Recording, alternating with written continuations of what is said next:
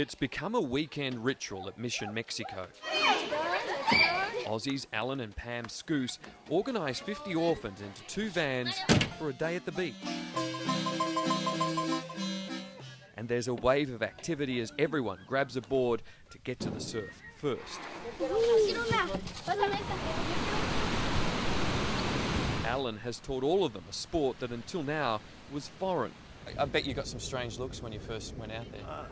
When we first started surfing here, we had all these people coming and sitting on the rocks and clapping and cheering. When you see Moasia Zaladin in action, you'd think he'd been surfing all his life. How much does surfing mean to you? Surfing is my life. I started surfing 6 years ago, and ever since I stood up on that first wave, I fell in love with it. Coming to the beach really is a release for these children, and to see them so happy and free, it's a really good feeling, I have to say. It's not what Alan and Pam planned when they came to Mexico to volunteer at an orphanage for 12 months. When it closed and the children were left without a home, they opened their own. That was 11 years ago. Some of the atrocities that have happened to these children is unbelievable. Jose Rodriguez can barely remember his mother who dumped him on the streets at 8, where he was forced to steal to survive. We always knew it was wrong. This is the bench he used to sleep on every night. Now he's about to go to university.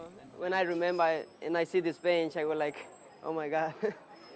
It doesn't compare to what I got right now. The transformation is even more remarkable in 8-year-old Sammy. He was just a bag of bones when he arrived at the orphanage as a starving baby. Just a skeleton, and we were wondering, would this little baby survive through the night? While there's no shortage of cuddles, raising dozens of children requires almost military precision. They sleep 3 to a bunk. Anybody that has teenagers know how trying they can be, and how many teenagers we got? About 30 or something. 28. Every morning there's a scramble to get the kids ready. Oh boy, we need a haircut, don't we? Victor, you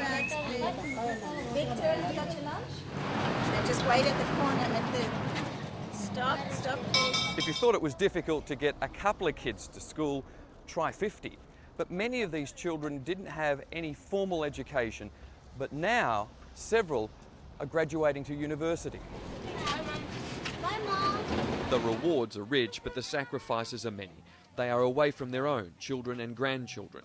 My father is very ill in hospital at the moment, and our daughter, hasn't been well, and at times you feel like that you have actually let them down, because you should be there for them, and then you come back here and you realise how much these children need us. And then there's the daily financial struggle of feeding so many hungry mouths.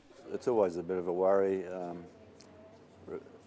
The running cost of this refuge is around $10,000 a month, and I think our ongoing support only amounts to about $5,000. But back at the beach, it's clear that these children are now thriving.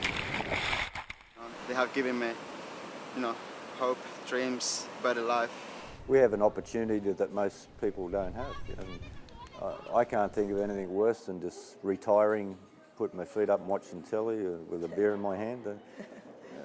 This is meaningful, this life,